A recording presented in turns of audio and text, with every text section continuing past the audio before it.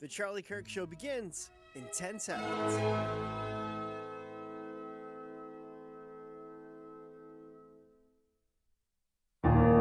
I talk to a lot of young people on campuses, at our events, on my radio show, podcast, and social media. Said differently, I visit college campuses so you don't have to. We're talking to so many voters that know it is time for change. They know that something is wrong. America's future is a series of choices. Our current state of slow motion national decline is a choice. Today is our 2-year-old's birthday. And I look at my daughter, and that is my why. For those that are parents, you know exactly what I mean. There is no mountain that stands tall as your faithfulness. There is no river that runs wide as your goodness.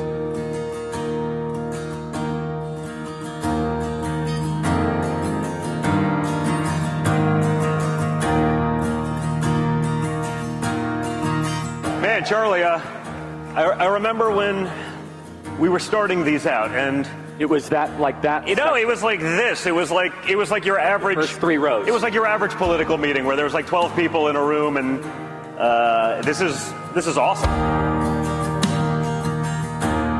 This, in my personal opinion, was the most over-the-top Trump event that I've ever covered. This is the #1 boots-on-the-ground operation in the country. We're working directly in harmony with the Trump campaign. It's been vetted, it's been cleared, it's been blessed, as you can see there, and we're going to try to win this thing. No guarantees. It's what we do that matters. Mr. President, I can tell you this room is 100% with you, and we have your back. God bless you. We really do. Thank you.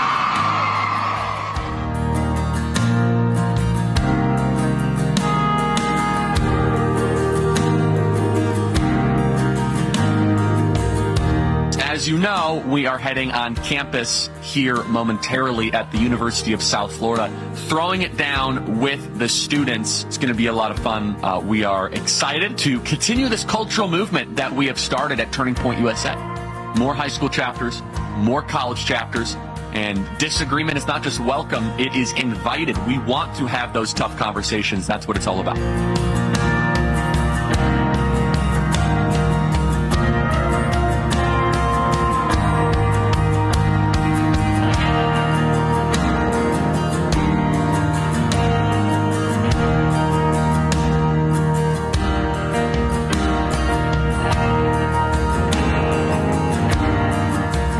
Because you're not supposed to be involved in this. You're supposed to just kind of be on the vote for me every 4 years, give me more political power, and stay out of my business. And what has happened is we are seeing an explosion in citizen participation. There is nothing else I'll ever need. All of my days, your mercy follows me. Oh, there is nothing else I'll ever need. Knock on that extra door. Go that extra mile. Talk to that extra friend.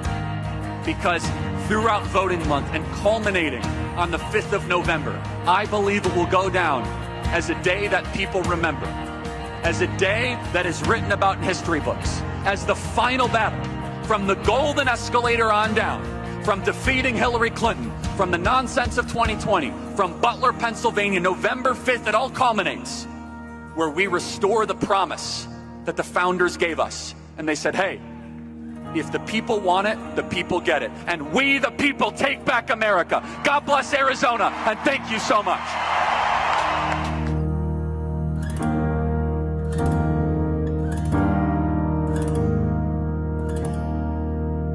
Every day, the American people demand certain accomplishments and victories. Disagreement is what keeps a movement alive, keeps a movement fun. Here in this country, we are a country of flourishing. We're a country of risk-taking. We're a country of building. We will achieve American greatness, and we are just getting started. All of my days, your mercy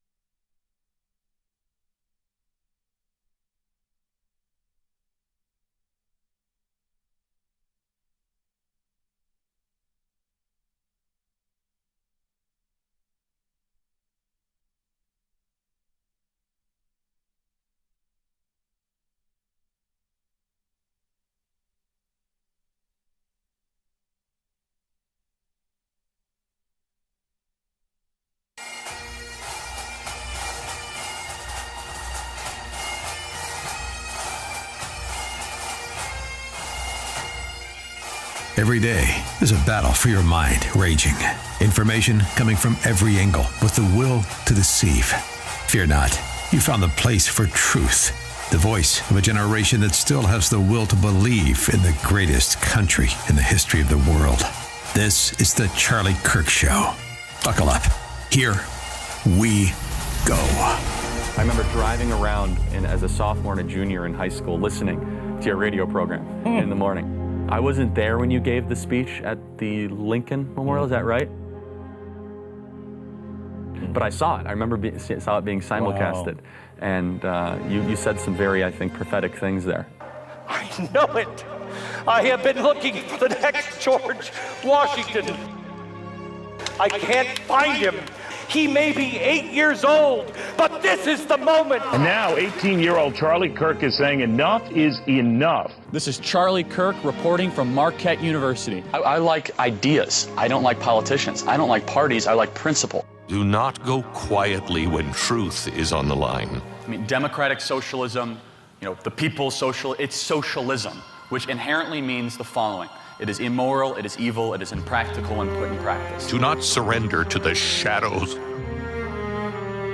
But I'm here for the silent majority that is silent no longer, to give them the courage, confidence, and conviction to fight on campuses. Even when, and especially if, you think the battle can no longer be won.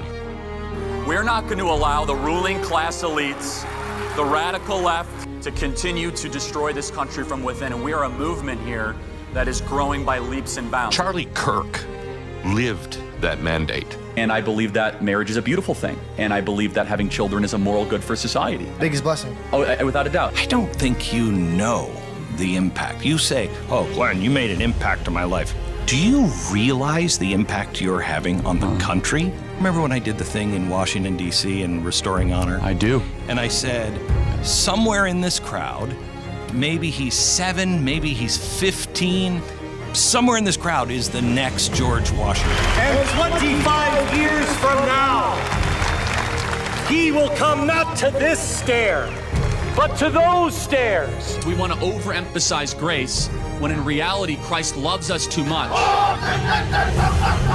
to have us continue to live in sin.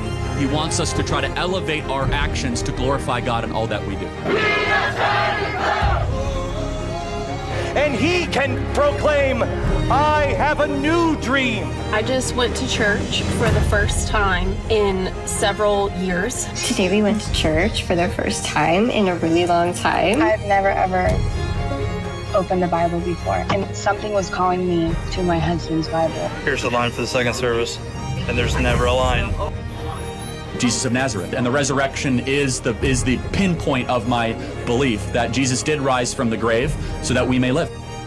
The light is dimming, yes, but it always does before the dawn.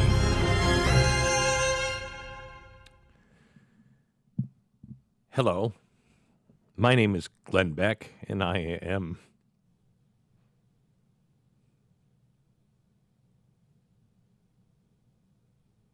a friend of Charlie Kirk's. You may not know who I am, but one thing I am known for is my emotions, and I think we're going to need a tarp today. I knew this was going to be difficult.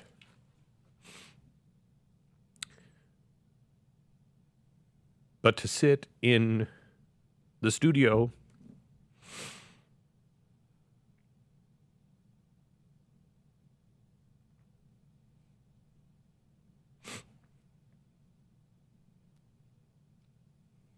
right next to his chair is more difficult than I imagined.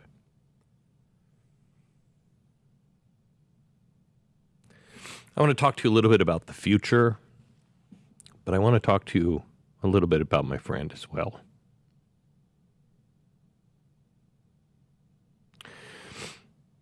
I knew Charlie when he was young. I first met him, I think he was 17 years old. He was amazing. He was so well read, so smart, so clear. I thought, this is an amazing man. I remember the first time I met Ben Shapiro, I think he was 13 years old. I interviewed him the first time. He was sitting on his family's washing machine doing an interview with me. And he said he was on a phone that used to have, it was a hard line, so it had the phone wire that he had to pull it all the way around, and he couldn't keep his sister quiet. So he went in and closed it on the phone wire and sat on the washing machine. Stop it. I'm going to be on the Glenn Beck show. And he was impressive. But there was something special about Charlie Kirk. I want to share a story.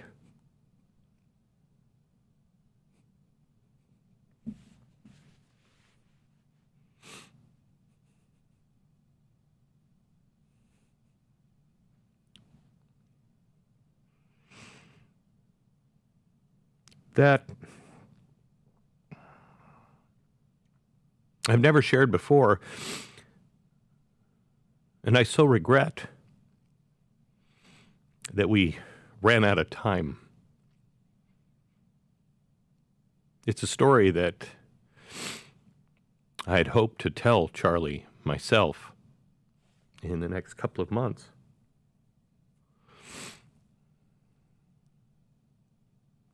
When I first met Charlie, and this is the kind of guy he was so gracious.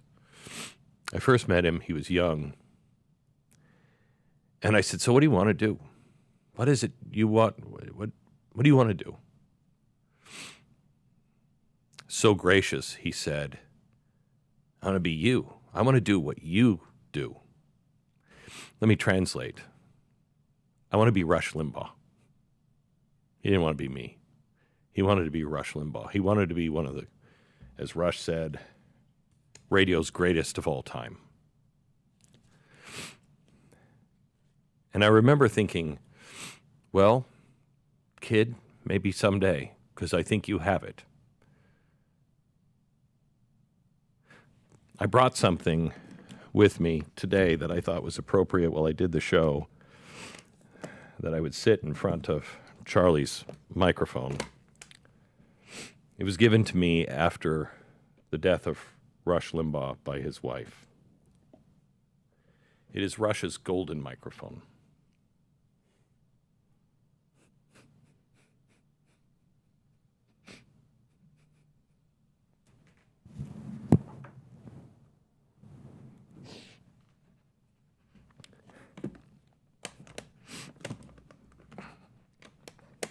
I think it's appropriate that it sits in front of Charlie's microphone.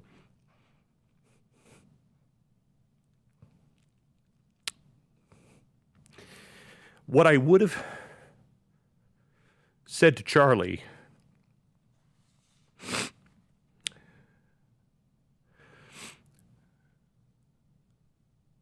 was, you were thinking too small. I want to be Rush Limbaugh someday. I'm a broadcaster. Rush was a broadcaster. But Charlie was a broadcaster and a narrowcaster. Charlie was a pastor and a priest. And listening to the way he could argue and think differently, he was a rabbi as well, and one of the best. He was a political organizer. He was a political think tank himself. He was a compassionate friend.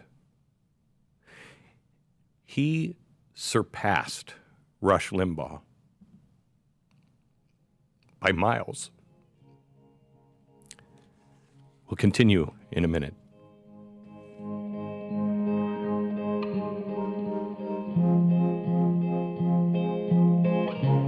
We must stop calling Charlie anything other than a civil rights leader. We need to plant that stake deep. It is time that we point out that what he was doing was not politics. What he was doing was trying to stand up for people's civil rights, to show people how a civilization is not a civilization unless you can have a dialogue with people who are diametrically opposed to you, that don't believe anything that you believe in, and yet you can have a civil dialogue, and how important that is. That's our civil right, our right to free speech. And that gunman was trying to take that right away from him and from you and everyone else. Shut up. You will be silenced. You will not say those things. And there has been a force in this country to try to convince people that you don't have a right, that you have a responsibility to silence others. You don't. In this country, one of our main civil rights is we can express ourselves the way we feel we need to express ourselves. And I'm sorry, if you don't like it, you have to just take it and then say, I'd like to have a discussion with you on that. I'd like to know how you got there. I'd like to have the opportunity to argue against that. And you have that right to argue against it. And hopefully, if we are more like Charlie Kirk, we're having those dialogues with each other in a civilized fashion. But make no mistake, Charlie Kirk was a civil rights leader as much as Martin Luther King. Found liable for slander in a slanted Manhattan jury. Tell me, what year was she raped? Oh, I don't know. She doesn't know either, actually, when she was asked. The court found. No, they did not. A jury guilty. found him liable for smear and slander around this topic. Do you know that E. Jean Carroll said, quote, rape is sexy? No. She said that on air on the Anderson Cooper show. E. Jean Carroll says, do you know the facts surrounding the case? A little bit. Tell me. No. No, all right. Okay. Tell me. Trump was, I don't know, indicted, found guilty for sexual abuse over her because he fingered her unconsensually. He was never, ever indicted. He was never that. This was a civil case that was around her. It was around smear and slander and defamation. Again, according to E. Jean Carroll's recollection, she can't remember the year, but she says, some afternoon, Donald Trump took me into a Tiffany's store at the height of his power, at the height of his popularity, when he was on the front cover of Playboy magazine and decided to go rape E. Jean Carroll? Really, we're supposed to believe that? I've seen pictures of Donald Trump and Epstein hanging out. Oh, yeah. Ow! Yeah, Epstein. he kicked him out of the Mar-a-Lago club. What's the next point? Because Epstein raped kids and Yeah. You have to kick him out if he rapes kids. Like, he can't have that personal. Like, got it. So what's the contention? I don't know. He raped kids. Trump raped kids? Yeah. Jean Carroll, when she was 13. She wasn't 13. The accusation was when in her late 20s, not when she was 13. 13. You're typical liberal, everybody. Give it up for him. Thank you very much. The government. No, I love it. Thank you. Can I have a hat? Thank you. Thank you.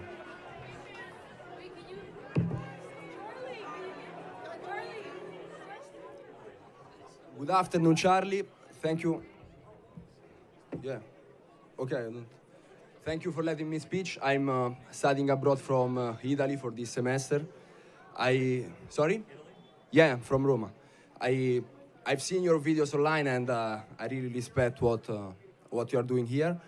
I have a question because in Europe we are facing the same problem with illegal immigration. And what are your stance on illegal families who came here many years ago and now are working and paying taxes in your country? Every person who has come here illegally must be returned to their country of origin. And I completely agree with you. I'm here to say something. I really like the speech that J.D. Vance did in Munich after the terrorist attack. Do we like J.D. Vance, everybody? Isn't J.D. great? Well, I'm not American, but I like him too. If I were American, I would have voted for him. However, in Europe, we are having a big problem with illegal immigration.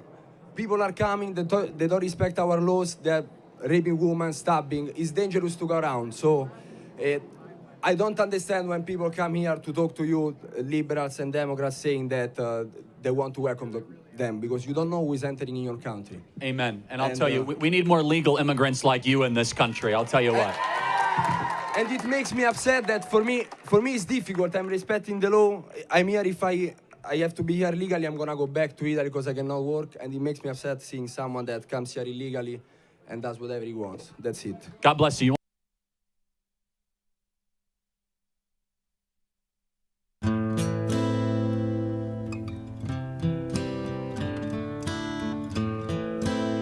Andrew Colvett is with us. You were here a week ago. We're a week away, and what? Same time? Yeah, we're probably about 2 hours or so out from, the exact time of being a week. How are you doing? How's everybody at Turning Point doing? Well, after you made everybody bawl their eyes out in your first segment, in your open, Glenn, and I mean, I have to say thank you for that. I can't even believe I'm seated so close to Rush's golden EIB microphone. I know, it's crazy. And Charlie and I can't say how many times we said the golden EIB microphone. Yeah. And it was beautiful. We were all crying out in the control room, and so I am right now in this moment very emotional. And I know that you watched his story grow and that tribute about the next George Washington and how Charlie was so aware of that speech you gave. And he wasn't there in person, but he watched it somewhere else live. And I'm right now, I don't have many words because of how moving that was, Glenn. I said the other day, and I don't mean this, I mean, I'm not saying this to self-aggrandize at all, but I looked at him almost like a professional son. You know what I mean?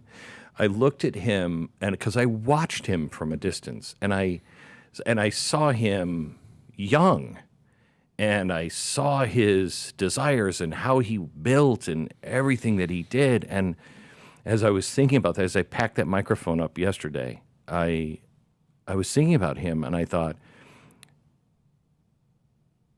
Charlie would have been president. Yeah. Charlie would have been president. Rush wasn't president. Rush didn't have a desire to be president. And I don't know if Rush would have made a good... I'd make a horrible president. I don't know. Rush would have been a better president than me. Charlie could have been a great president. He surpassed all of us. I don't know if there's another person in history on our side, at least in the last 150 years, that was like Charlie. To replace Charlie, you need maybe 6 people at the top of their craft to cover everything that he has done. Yeah. I can't tell you how many times I was with Charlie and people would beg him, you have to run for president, you have to run for president. And Charlie would always, say, no, I'm happy doing what I'm doing. And I will say, Charlie was, the existence of J.D. Vance gave Charlie a lot of emotional freedom to say that next man up is J.D. Our job is to support J.D. Yeah. And we wouldn't necessarily be loud and proud about that on this show because we understand there's dynamics. Yeah. But, Charlie was in so many ways being honed and sharpened, and he was. Yeah, for such a job. And Look at the difference in him in 10 years. Yeah. 15 years. Look at the difference in him. Can you imagine if he had 10 more years 10 more keep years? Sharpening? Oh, my gosh. I mean, and people need to understand that. Yes, Charlie was a brilliant communicator. Yes, he was an autodidact who kept studying the classics and political and philosophy and theology and all of these things. And he was deeply, deeply sincere in his faith. But he was also so skilled at the quiet things, the behind-the-scenes things. And he would honor people. He was trusted. If you got into a heated discussion in private with Charlie, nobody would ever hear about that. If anything happened, because his goal was to keep people together, he understood that there are so many forces in our world and our politics that are ripping everybody apart. And I said this yesterday, but it bears repeating. He, just a few weeks before his death, he sent me this hierarchy of what the Greeks considered to be the highest virtues and the highest callings. And he said to me, Andrew, we are not the actors and the entertainers that are at the bottom. That's how the Greeks put it. He said, we need to strive to be statesmen and philosophers up at the top and theologians. And he said, this is what we're trying to be, not that. Anybody could do that. Not everybody can do that. And God, he knew that God had put him in a position that he could keep people together. And so, there would be times where everybody wanted us to go all in on this story or go all in on that. And Charlie saw 3 steps ahead all the time. He was always thinking long-term, what will that do to the movement? And so he would craft his messaging and his strategy and, who we invited to what, around how do you manage this current moment so that everybody is still a part of this thing. I can't thank you enough for inviting us I to can't be thank here. you enough for coming. No, I mean, it is an honor. I called Stu yesterday and I said, Stu, you should come with me. And he said, this is history in the making. I mean, it's an honor to be here. Yeah, well, you honor us, and you're a beautiful tribute and open to him. And I know we're not done yet, but no, I can't thank you enough. Thank you. God bless. And God bless everybody at TPUSA. Want to get involved? Go to tpusa.com.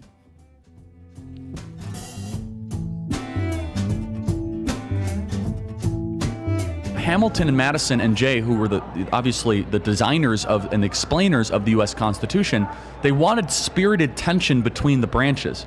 They wanted collision. They wanted the branches to kind of not to be at war with each other, but to have different opinions on how governing should. This idea that the executive branch must bend a knee because Congress has appropriated the money.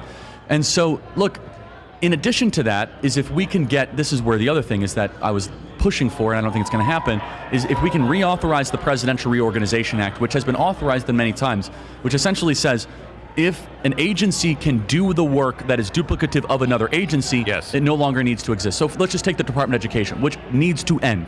The Department of Education needs to be shut down. Do you guys agree? End the Department of Education. So do you believe Linda McMahon, because she's a great manager? She's phenomenal. Is she a manage to the close? She shares the president's stated plan to close the Department of Education, but let's just take 3 examples of how that can happen before you close it. Student loans. That should be under the Department of Treasury. Put that under Treasury. There's no reason it should be there. Wait. Why do we have it? No, that was the problem. I agree. That's going to require Congress. Like that's what I'm getting at, though, is at least you can break apart. Yes. I agree. We should get rid of any subsidized student loans. Yes. I'm just getting at this is the way that you can actually weaken an agency to no longer exist. Yes. Through duplicative type processes. Right. School assisted lunch. You can make an argument for it or against it.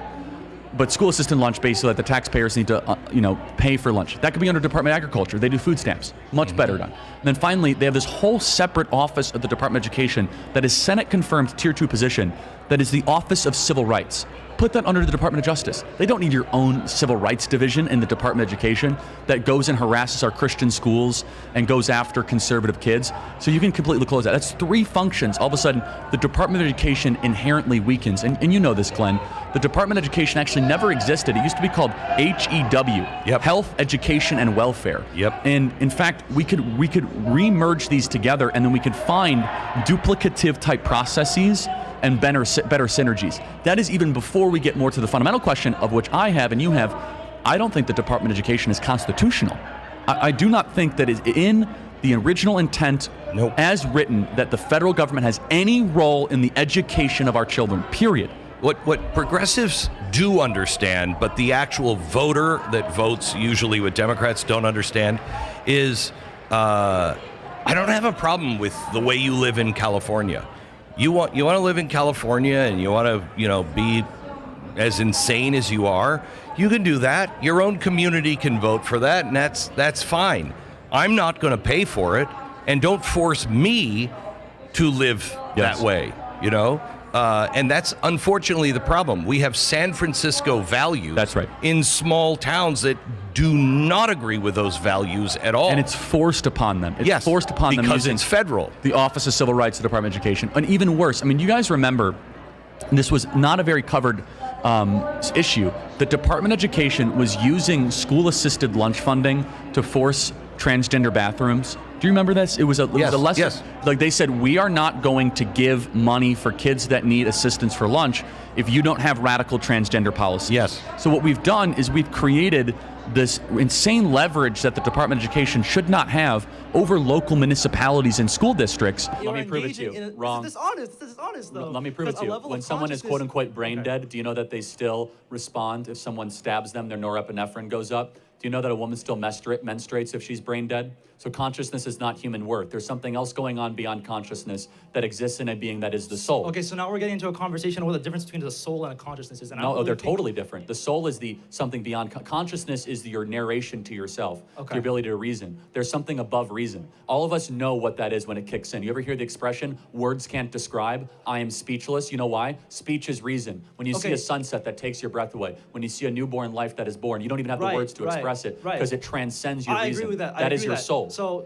I mean, that's a good point. Like when we give, what you just labeled there is like when a child is given born, when they're born, we give such moral significance to that, not the fact that like they got infertilized by an egg. I don't want to celebrate. I want to certify. I'd rather celebrate my birthday rather than like, you know, the day my parents had sex. That's kind of a little weird situation, you know what I mean? Like if life begins at conception. Well, it's called your birthday for a reason, right, but you were a living being, not. It seems that like society you kind were of 9 months prior gravitates to this idea of like an actual human being existing that gives moral value, right? One is your entrance to the world. The other one is the actual creation of your being. Two different things. Your birthday is when you entered the world. Right. For example, your birthday could be at 28 weeks, not 36 weeks. So everybody has a different day when you exit the womb, but it's not when your worth begins. That's not when your value begins. That's simply when you exit the womb. Right. So I have a good question. I really want to get back to this idea of like you give more moral value to the level of the fact that like that humans that are developed have a soul in comparison to like, you know, as I.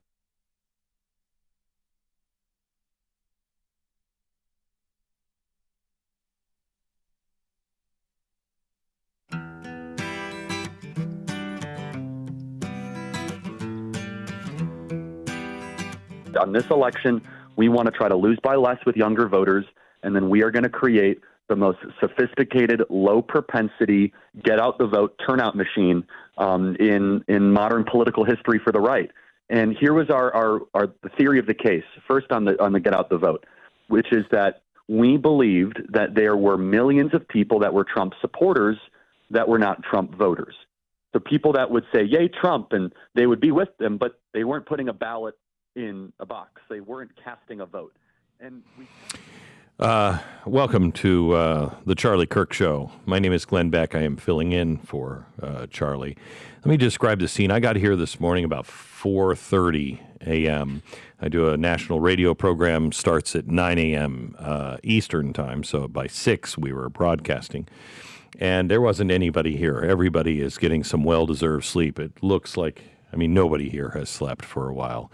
And we got here, and there's police that barricade the road right in front, and there are police all around. And it's an enormous tribute that is on the road, sitting in front of TPUSA. People have it reminded me, honestly, of Princess Diana. I hadn't seen the outpouring like this since Elvis died and when Princess Diana died. It's just this amazing outpouring of love. During the show, during my national radio broadcast, my staff walked in and said, "You have to move to another building. And somebody here in front apparently put a package down and then gave a bomb threat. Turned out to be just some, I don't know. But Satan thinks that he still can win, and the more he pushes, the brighter the light is going to get. I want to go to Ryan Morrow. I talked to him earlier today because one of the things that we have to do is we have to stop the funding of all of these things that are on the left that we have honestly now started to find out. I've been exposing this stuff on chalkboards for years and years, almost 2 decades now, and how the George Soroses, et cetera, of the world are funding all of the worst of the worst. And Ryan has done his work and has really come up with some smoking guns, especially on George Soros. Donald Trump can use as RICO charges. And Ryan is here to lay this all out. What did you find, Ryan? Well, we had some amazing findings according to George Soros's own files from his Open Society Foundations. So myself, my colleagues at Capital Research Center, basically went through as many grants of his, as many funding streams as we could find. And here's the smoking guns that we believe that President Trump, if he's informed of it, can use to go after Soros's network of hate in various ways. We traced over $80 million going from the Open Society Foundations to at least 54 groups engaged in crime and domestic terrorism on U.S. soil, or that are pro-terrorism, endorsing things like the October 7th attacks, or are associated with foreign terrorist organizations or explicitly pro-terror groups. And this is according to his own file, so it's rock solid. And over all of that amount, over 23 million went to at least 7 groups that are doing things that meet the FBI's definition of domestic terrorism, including rioting and things like that. Can you be specific, more specific than this? Absolutely. I'm happy to. So the Center for Third World Organizing, for example, is an organization that has a hub that fused together several really extreme organizations. We found $400,000 going to them, and they openly boast of the fact that they threw down during the uprisings in Minnesota, obviously referring to the rioting, and boasting of how many thousands of people they helped train. A lot of these groups have created what they'll call like a protest guide or an activism toolkit, and it sounds innocuous. Then you open it up and you'll see support for Hamas in it, but then they'll sometimes slyly say, for more information, go to these hyperlinks. And you go to the hyperlinks, and there'll be guides recommending things like property destruction, violence, false IDs, how to obstruct justice, all of these things. And they know darn well what they're doing. They don't put that there by accident. Some of the more careful ones will just direct their readership to anarchist websites with all that material, knowing that they'll see it when it's there. And so, yeah, I mean, it's really stunning. And some of these groups are coalitions. So when I say 54 groups, just one of those might have 300 entities in that one. So it's actually, the real number is actually much higher.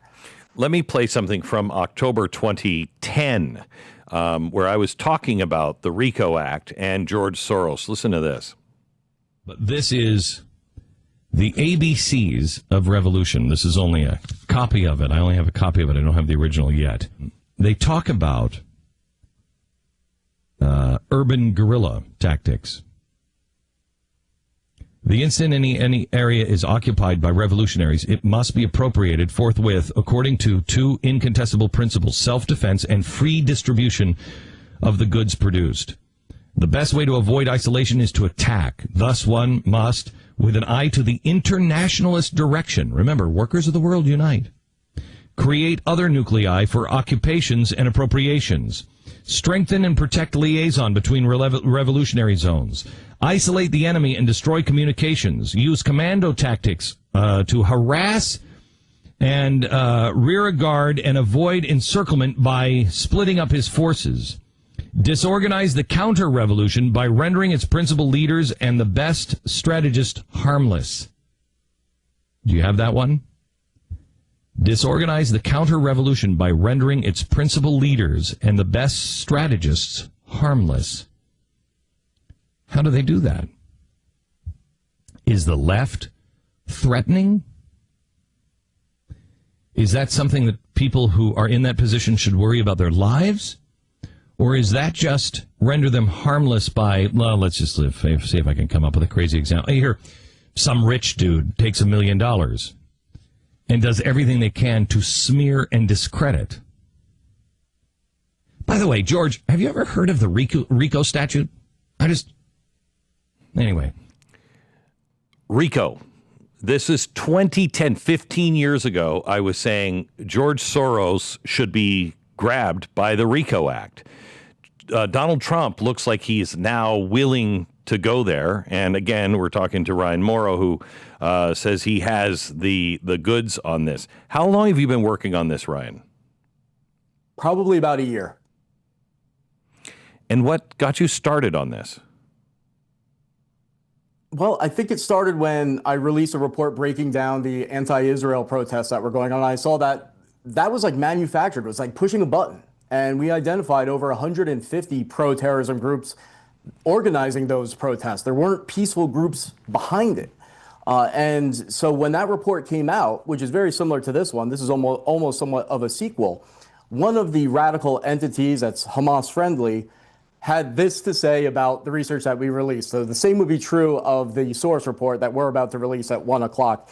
It said that these reports we're doing pose an existential threat that could easily mean a quick death for most of the groups by getting their tax-exempt statuses ripped away from them. And so those that survive would suffer mass chaos. So they're saying that we have figured out how to beat them if we just get this into the right hands. And so at 1 o'clock, this is what we're dropping about George Soros as part of our investigation. And that's what I said on your show earlier. The counteroffensive begins today. It begins at 1 o'clock. You know, it was probably 2010 that George Soros's number 2 guy met with my number 2 guy. And they had lunch in a public place because that's what we requested when they said we want to have lunch. And I was not part of it, but it was just the second in command, if you will, meeting with each other and sending messages. And this lunch started with, you need to tell your boss, me, is hurting my boss, Soros, and it's going to stop. And my guy said, I don't think it is. I mean, if he's getting something wrong, he'd be more than happy to correct it. And he said at the time, your boss needs to understand, the ship has already sailed. It's just pulling out of port right now. And you're either on that ship or you're not. And you want to be on that ship. And he said, my boss is going to say he doesn't want to be on that ship. And at the very end of the conversation, he said, I want you to hear me clearly. This is going to stop. We took that as a very large threat. And that is one of the reasons why I did the Puppet Master show on Fox. I did a 3-day special showing everything about George Soros that we could find at the time. You realize who you're getting into war with, don't you? I do, and I don't care. I know I'm supposed to do this. And so that ship that he was talking about, we're going to sink it. And all the other big billionaire-funded organizations that are out there that are funding this type of filth, that are poisoning American civil society and spreading this type of hate that resulted in what happened a week ago, you're on notice. If you're doing this by mistake, I will volunteer my time to help you vet the organizations that you finance so you don't fund terrorism and hate if you're genuine. Well, if you're not genuine and you continue doing it, you're next.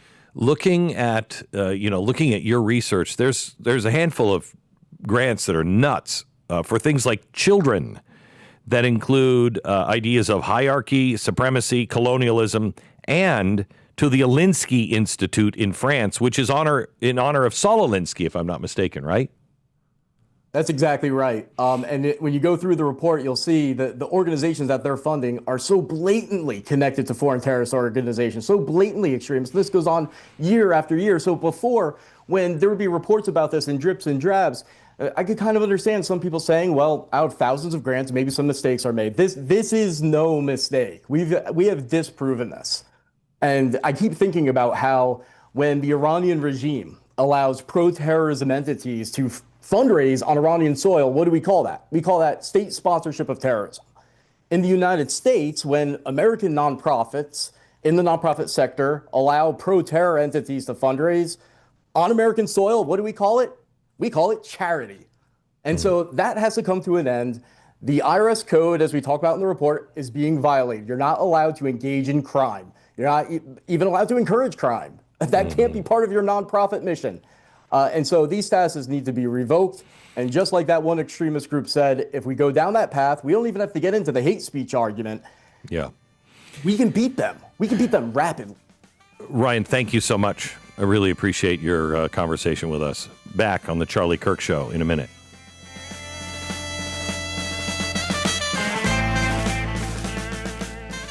How many people on earth this last week became a Christian on the killing field? They saw Charlie Kirk and they thought, I wasn't a Christian before, but I think I understand what it means to be a Christian today. Abraham Lincoln said, I'm not a Christian. Little Abraham Lincoln, 6, 7, 8 years old, he would get in trouble and his dad would get drunk and he would take his belt and he would whip him while quoting the scriptures. Well, there's nothing that makes somebody want to be a Christian more than that. And so Abraham Lincoln rejected Christianity. And he said later in life, he said, when I became president, I wasn't really a Christian. When my son died, I wasn't a Christian. I didn't become a Christian until Gettysburg. Gettysburg happened in the summer, and we think, then Abraham Lincoln went up there right after, or he went up a couple of months later after they cleared out all the fields and buried all the dead. He comes in November, and they were still stacking bodies up like cordwood. Imagine the scene, imagine the smell of Gettysburg.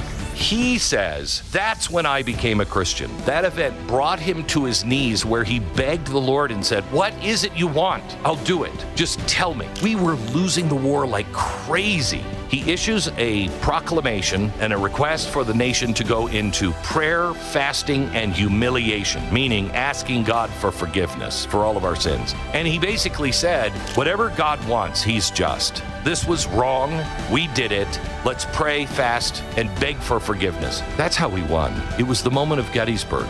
This may be the moment of Gettysburg in our generation.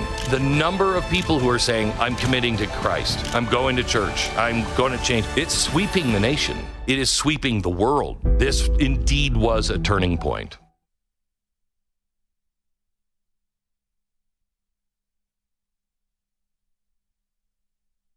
One is less conscious than the other. Oh no, one is more skills. But like, what's the innate moral difference? And prove it to me.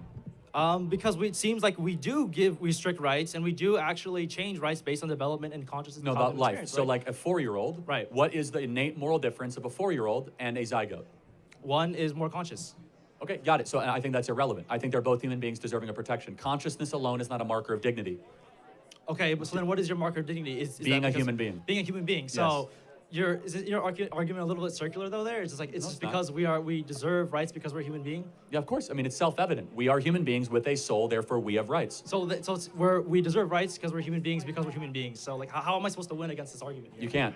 See, okay, yeah, exactly. So it's inherently it's called a self-evident truth. So it's called self-evident. So it is. That's why the pro-life position is irrefutable. Because you have to posit human beings have rights. And is not a kind of a concern that like we base all our entire ideology on this one illogical circle that. No, it's not illogical. It's incredibly logical. Right. So like, we are human beings, and we believe that they matter. Like, if you were to remove this circle here, then you would have to actually be pro-life in the sense of be pro-life to all life. Oh, we are. Right. So pro-life to animals. But we don't believe human beings are. I'm not like a vegan or anything. I'm not vegetarian. But human beings are not the moral same as a bird. It's not the same thing. For multiple reasons. Because a human being has characteristics and qualities, and most importantly, we believe as Christians, human beings have a soul that a bird does not have. Okay, so characteristics and qualities. And let me interrupt one more. The West, whether you agree or not, sorry to interrupt, we believe the human being is the only thing made in the image of the Creator. Imago Dei. Okay, so when you say characteristics and qualities, what does that mean to me? What does that mean to me? Well, first of all, not just the ability to reason, but also the ability to sympathize, empathize, feel, predict, plan, conjecture, to have mercy, forgiveness, to be able to be introspective. I love that. I love that about us human beings. Oh, no, I know. I'm not being sarcastic. No, but we human beings are exceptional, actually. I mean, versus the beasts of the wild, of which we should appreciate and adore. But again, more beyond that, we come after this from a soft religious view, because you don't have to be Christian to believe this, that the human being has innate, inerrant, embedded, let's just say, dignity that a fox does not. Right, yeah, so what you just did there is kind of like my argument here. You're saying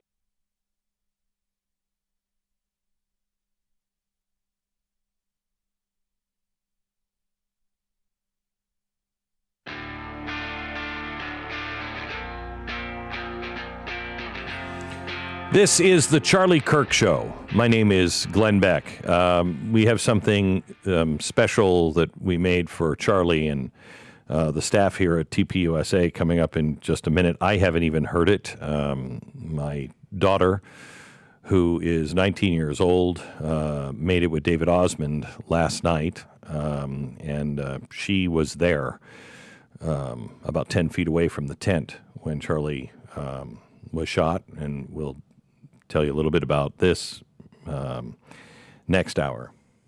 Glenn, talk to me about the path forward from here, because I think a lot of people right now have that moment where they're so thankful for everything that Charlie had done and appreciated his approach to everything, this open approach, open debate, and they want to continue that approach. I do think there's also a lot of people who look at it and say, for everything that Charlie tried to do, look at what the price he paid. And we can't just do that anymore. We have to go farther. We have to change this. We have to. There's a righteous anger that people want to move upon. The righteous anger. So the righteous anger, that is righteous and right and natural. I mean, it is one of the phases of grief. And we went through the first phase, day one, denial. I mean, we saw the video. Mm-hmm. I did, unfortunately. I saw the video, and I called a surgeon friend of mine right away, and I sent him the video, and I said, is there any way? And he's like, no way. And yet, for 2 hours, I was on the air with Megyn Kelly, and I was saying, well, no, there's a chance. There's a chance. Mm-hmm. Because I wanted to believe that. Anger is part of that, and we're going to go through it. But I have been so amazed and so proud of our side. I'm going to tell you next hour of a private conversation that I had with Charlie about assassinations. And so far, everybody is handling it exactly the way he would have hoped. And I know it to be true because I talked to him about it. Well, certainly not everybody is handling it the right way. Yeah. It's funny because I had a conversation with a friend of mine yesterday, and we were talking about the reaction to all of this. And we kind of said, are you encouraged by what you're seeing, or are you despondent? I'm very encouraged. It's fascinating. My instant reaction was despondent because I don't know, maybe I've tortured myself with too much of the negative reaction. Maybe. However, talking it out, I think I've changed my mind on it. Look how many people have gone to church for the first time. See, this is the difference. Charlie wasn't just a political guy. Mm-hmm. Charlie was an evangelical preacher in the end. And he was talking about universal things and things that people are starving for. And look at the God movement that is happening. He short-circuited a lot of stuff, and now God is moving with his people. And I find that extraordinarily optimistic. I think what we have to be careful of is, I'll start to worry about the people of TPUSA. I mean, we've already been praying for you, but I'm going to start worrying about you next week and the week after, because I've had enough people in my life die. Once company goes home, then you're left alone with the reality. Mm-hmm. And that's when that despair or hopelessness can start to play games with you. Don't let it. I mean, I'll tell you in a minute. I know what Charlie would have wanted. And what he would have wanted was move forward, keep moving, keep pressing forward. Keep staying true to the principles that we have laid out. And that's the only thing I worry about on our side is if anybody gets angry and somebody's going to do something stupid. And I hope that doesn't happen. I pray that doesn't happen. I don't think it will, quite honestly, but I could be wrong. But if we have real discipline and then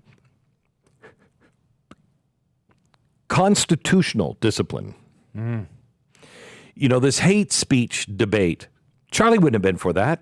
Ever. We know that. He tweeted explicitly about it. Hate speech. There is no such thing as hate speech. There is speech. There's uncomfortable speech. There's evil speech. There's bad speech. There's speech you don't like at all. There's speech you would just want to say to somebody, shut up. But there's no such thing as hate speech. There is no legal position for in this country.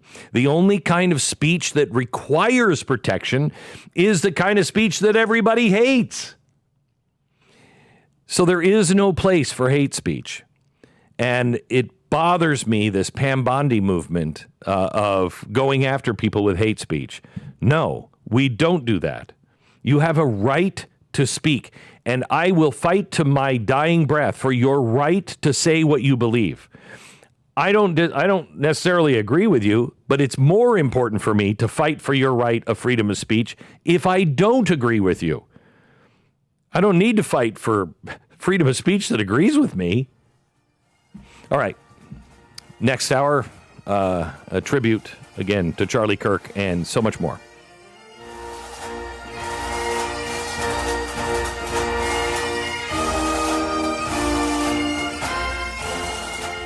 You led the Tea Party movement in 2011. Those are my words, not yours. Okay. So 2010, 2011, you were a big part of it, and you were a very vocal piece of it.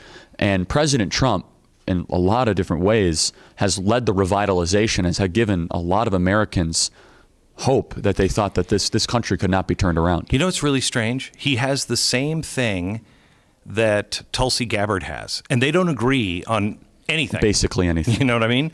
But Tulsi is she's so far out of the mainstream, and she is so far left. But at no time do I believe she hates America. I believe she loves America. We just disagree. Yes. And what used to bring us together is that we can disagree, but we have a fundamental understanding that this country is a positive force, and you can make it. Well, I have a working theory about this. This is why Bernie Sanders has a group that really appreciates him and follows him, and why even some people on the right will say, "Oh, I don't like Bernie Sanders, but I think he really believes what he believes." I think the new era of politics in the bipartisan cartel that has ruined this, ruling class essentially. Just very series of destructive policies that have borrowed too much money and eroded our freedoms and liberties and grew the fourth branch of government.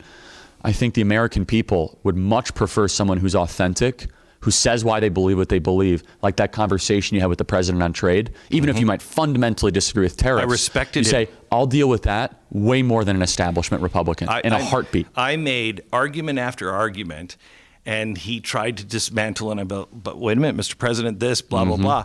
And in the end, he said, "I'm just going to shoot straight with you. I love them.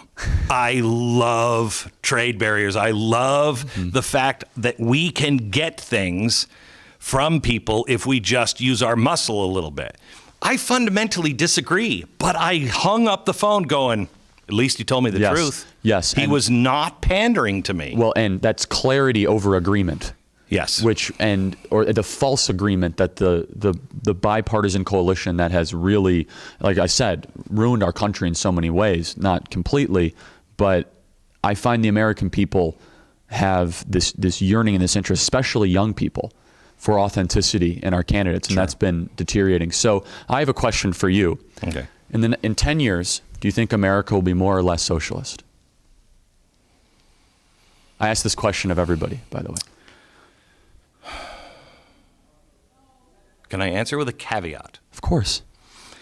If we continue the spending, and if we continue the erosion of who we are and the truth, we will be much more socialist. If we have this a real collapse, an actual depression, people who right now say, "I am absolutely against socialism," they will want it to be able to weather that storm. And I'm afraid that we're on that track. However, I've been really heartened. I mean, Charlie, I don't think you know the impact. You say, "Oh, Glenn, you made an impact on my life." Do you realize the impact you're having on the country? I don't. I mean, your organization didn't exist 5 years ago. Right. It didn't exist. Tonight, I'm talking to 5,000 people, and in this place that paid to come across the country. I was on a plane with all kinds of 18 to 24-year-olds yesterday, and I realized the people you have. You remember when I did the thing in Washington, D.C. and Restoring Honor? I do. And right on the Washington Monument. Right. And I said that day, somewhere in this crowd, there is maybe he's 7, maybe he's 15. I saw that speech. Yeah. Somewhere in this crowd is the next George Washington that will feel it right now. And I am so overwhelmed with the people that I have met from your organization and the people who are coming. You're raising the next generation. You are you and your organization really responsible for what I think will be the next great generation, but also some real sucky ones are going to come out of this group too, you know?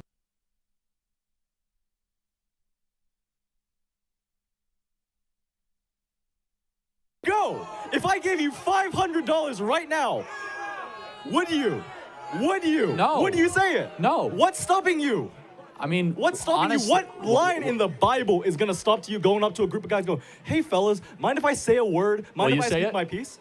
No. You say the word? Because I have a different set of morals. I say that's just wrong. By what moral is that wrong? By morals of around, find out. I'm going to get my jumped. I will get this out of me. This presumptuous. I don't know about you, but any kind of argument that there's an objective morality that doesn't depend. Was Hitler objectively evil? Yeah. Okay, so we agree. Amount of cells, gone. Biomass, that's kind of. So wait, so does someone who is older have moral rights than a 4-year-old because they have more cells? Depends on the person. Okay. Listen, might makes right? I got more inches on that guy, I could probably jump him. I mean, like, if... Listen, not to start a fight. I have no offense. I didn't even point at a person. What, did I point at you? I'm sorry if I did. I'd lose against him. If I was pointing at him, I would lose. But, okay. Here's what I actually want to talk about, okay? We've gone a little sidetracked. That was my preamble. Hey, listen. All right? I want to talk to you about DEI, right? Because I have a feeling that I'm a white man, right? You are? I would say I am, right? I would say I'm a white guy. I may be entirely Chinese, but what even is a white guy, right? Throughout history, right? Irish people and Polish people were not considered white people. Then you're gonna say in 17 blah, blah, blah, blah, blah, they technically were counted. Right now, you look at the books, Arabic people are called What's the white question? people. We got a long line. Do you disagree with the fact that I'm white? I mean, look, I don't know what you are. You don't look very white to me, but I mean, like, not You don't look very white to me either. I mean, I'm like the whitest I'm a person you'll ever phrenologist, meet, right? actually. I'm a phrenologist. I'm paler than you are. Look at me. Okay, great. Look at me, okay? So, I don't think there's a physical objective quality that defines being a white guy, I think, right? Because if you look at the book, it's not a country of origin. There's no country of origin for white people. It's like saying Asian people are one race. Caucasian is the better term, but... Well, I would prefer I'm not to talking talk about white race all the people. time, but yeah. Well, all right. Then what's the problem with, like, let's say a Mexican? There's no problem There's with no problem with Mexicans? Then what was your beef against Kilmar Brigo Garcia? He was in court for different reasons. And then What's my beef with a wife-beating, child-abusing gang member here illegally? I don't know, the fact that he's a wife-beating, child-abusing gang member here illegally, that's my beef with him. Okay. And he's from El Salvador, not Mexico. Racist, get that right? Oh, my bad. Who's doing it now, dude? Hey, wait a second. All right, thank you very much. Hold Next, on. thank you. All right, one last thing. Anyone want this hat? Take that get off my campus. No, I'll be here for another hour and a half.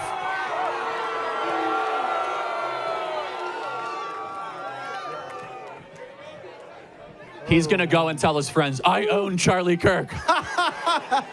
He probably is, man. He probably is. Hey, you're eager beaver. I am, man, because I have a midterm soon, but I wanted to talk to you real quick because honestly, man, I'm a moderate, so I disagree with you on a lot of issues, but I also agree with you on a lot of issues, and I'm so glad you've come to this campus, and so I want to say welcome to this campus, man. Welcome to this campus. Thank you for educating everybody. But one thing that we don't talk about often, especially as Republicans, and again, I'm a moderate. Sometimes this past election, I was Republican, but we don't talk about social mobility a lot. We don't talk about like the debt to GDP ratio. Trump, his tax cuts and jobs plan, man, it's really like, it's not decreasing our deficit at all. And we're at the highest rates we've ever been at since World War II. We're literally gonna surpass, 100% debt to GDP ratio. And there's no plan, at least under the Obama plan, we were gonna raise like $650 billion over the next 10 years, which I know isn't enough, but I mean, come on, we've gotta do something about that. And like, what's the deal with that? We need more spending cuts. I mean, we don't know yet what the plan is going to look like, but I hope we have spending cuts across the board. I mean, I agree with you. We need to balance our budget. It's a major threat to our country. Well, the big thing is too, man. I mean, I'm an older student, right? I'm clearly not 19 anymore, or at least maybe you think so, but whatever. It took me a while to get here, man. It took me a while.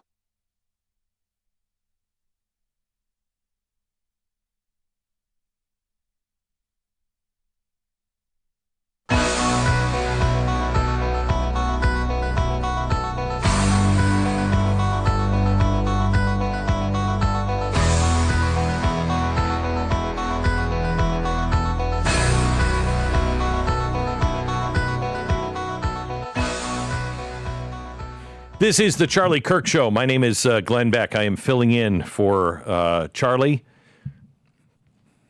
And I want to tell you something that Charlie and I spoke about. I have been saying for a while now, because I've been tracking this since really 2004, 2005. I've been tracking this slide into Marxism and communism, socialism, radicalism, and I studied revolution all over the world to see how does it happen. And play cut 353. This is May of 2024. Listen to this. You and I both know, and I hate to even address stuff like this, but you and I both know there are those people, and I don't know who they are, and I don't know how many there are, but there are those people that hate Donald Trump so much because he will destroy their plans for a new world order. They would at least consider an actual assassination if this doesn't work. And that's terrifying. Thing that I sang for a while, that we were going to go into a period of assassination. When I talked about assassinating the president or attempted assassination of the president, I was always very hesitant because I just always want to be very, very careful on what you say about a president or a candidate. But I knew they were coming because that's what happened in the 1960s, and everything had been repeated. And Charlie and I, on one day, maybe 2018 or 2019, I can't remember, he said, "What's coming next?" And we were on this balcony in Miami, and it was just the two of us, and we had a really amazing conversation about what our responsibilities were and what we had to look out for. And he said, "What is coming next?" And I said, "Charlie, assassinations." And he said, "How do you see that?" And I said, "Well, Donald Trump is probably the biggest target, but I don't know. I mean, last time in the 60s, it was Malcolm X, it was RFK, and it was MLK. And there were three of them. And with an exception of RFK, they were people that were, in the arena, if you will." And so Charlie and I talked about, what do we do if that starts happening? And that's why I am so happy to see the way people that knew Charlie, loved Charlie, worked with Charlie, were part of TPUSA, were just fans of Charlie. I think everybody felt like they knew him because he was so personal, but the way everybody is reacting. I wanted to play something that I have not even heard yet myself. This is something that was written by David Osmond because I knew these times were coming, and probably 2018 is when this song was first written for these days, and here we are. And last night, my daughter, Cheyenne, who was about 10 feet away from the tent in Utah last week, thank God, she turned her head and turned around because she was hearing people screaming at Charlie, and she thought, "What are these idiots saying?" And she turned around, and that's when she said she heard what she thought was a firecracker. And by the time she turned back to look at Charlie, she was pushed to the ground, so she didn't, thank God, see it firsthand.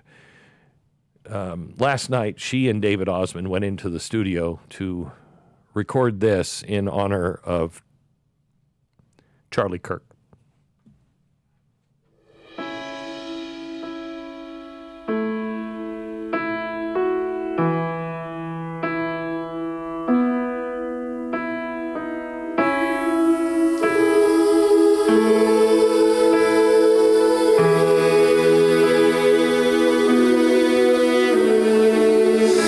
I know we don't see everything in the same way, but I know we won't be really free if we don't stay united, 'cause divided we will fall for anything, it's true. So I have decided I will stand for you, and I will make a stand. I will raise my voice. I will hold your hand, 'cause we are one. I will beat my drum. I have made my choice. We will overcome, 'cause we are one.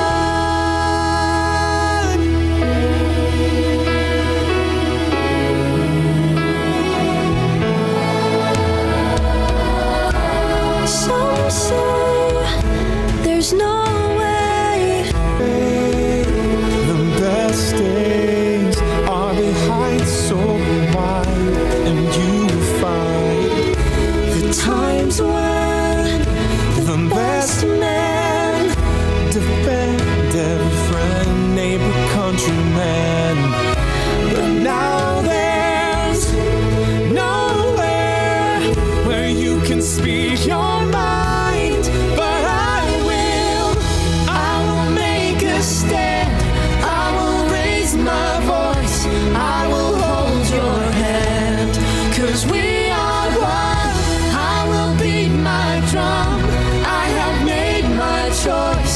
We will overcome, 'cause we are one. Times may change, but truth remains. We won't be silenced, won't be chained. 'Cause injustice anywhere threatens justice everywhere. I will make a stand. I will raise my voice. I will hold your hand, 'cause we are one. I will beat my drum. I have made my choice. We will overcome, 'cause we are one. I will make a stand. I will raise my voice. I will hold your hand, 'cause we are one. I will beat my drum. I have made my choice. We will overcome, 'cause we are one.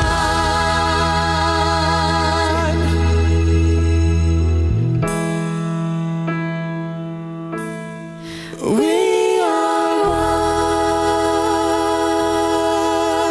one. When that song, I asked David to write that song.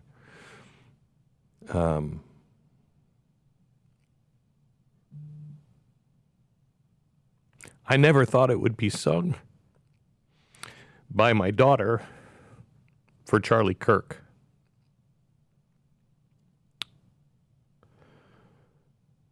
It's amazing how the Lord works.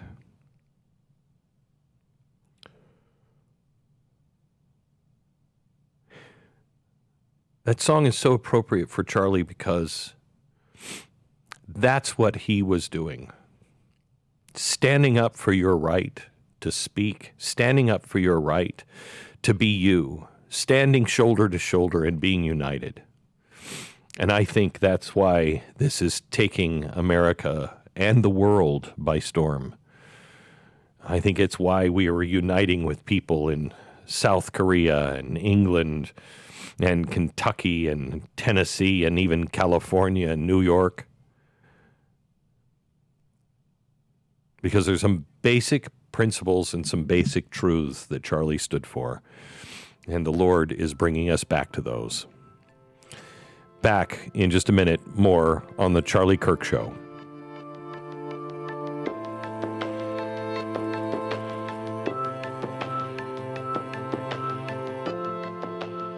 Today, I'm going to try to say this without tearing up. I spent my first day in church in many years. So tomorrow morning is my first time to go to church in many years. We went to church today.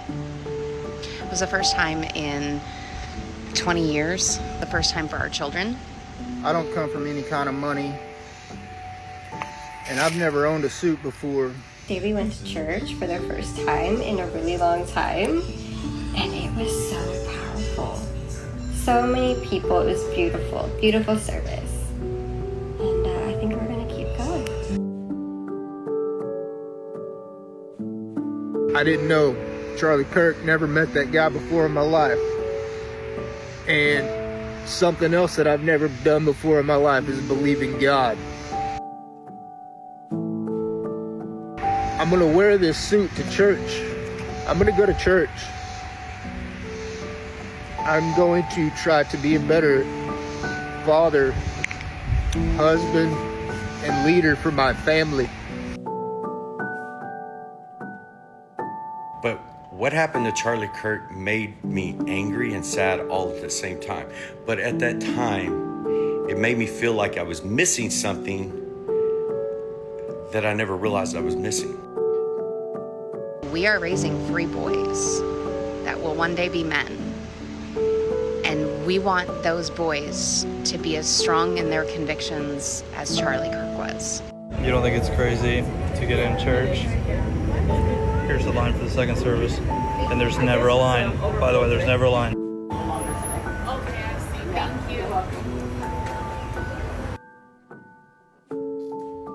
So if you are someone also that went to church for the first time ever, or for the first time in a very long time today, I am with you, and I'm so proud of you for being bold enough to go do that, or to just take a stance and say, this is wrong.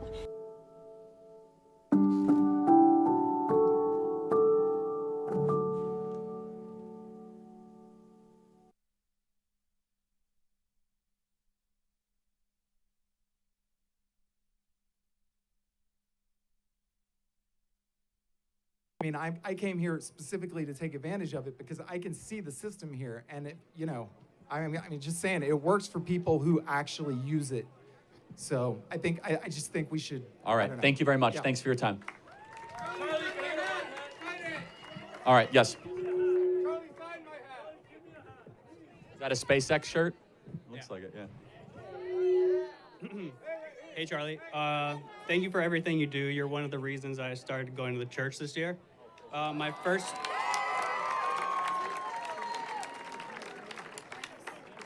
first question is, with the population crisis going on, how can abortion not be justified when the baby will not be able to reproduce, such as a baby with Down syndrome? Defend your abortion stance if the result will be less humans in the following generation. Okay, so are you asking me as a hypothetical, or can you restate that, please? So with the population crisis going on... Collapse, yeah. Collapse, exactly. How can abortion not be justified when the baby, like such as someone who has Down syndrome, will not be able to reproduce for the following generation? Oh, yeah, I mean, look. Oh, you're talking about abortion for Down syndrome.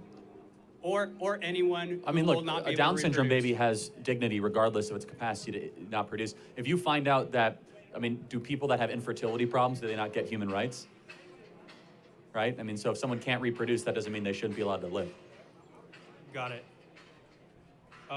Next question is, with the rise in Bible sales and church attendance, as someone who didn't grow up with religion, what advice would you give to someone who's trying to welcome religion into their life and find their faith? I love that question. Read your Bible every single day.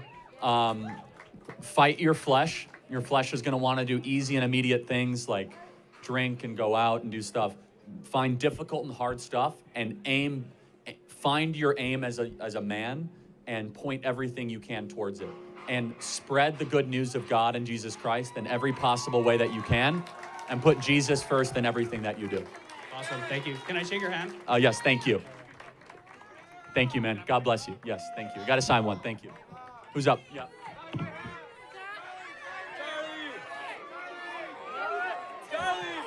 You guys already have one. These people.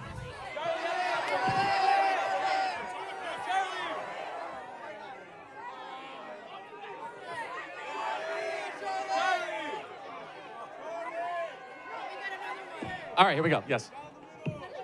I don't. What?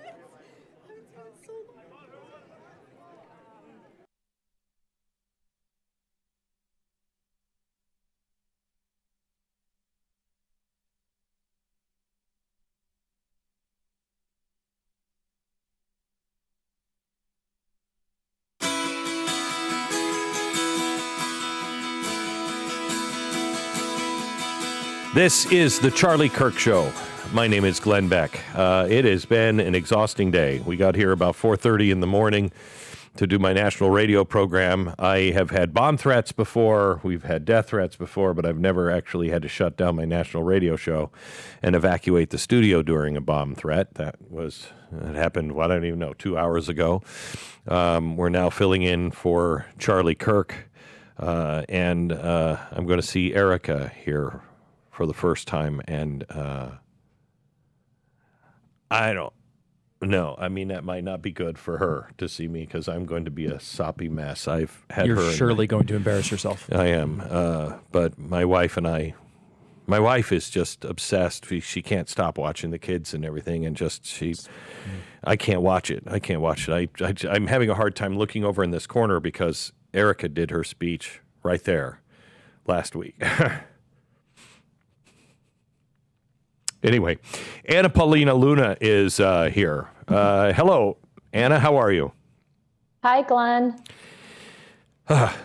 You were a dear, dear friend of Charlie Kirk's. How are you holding up?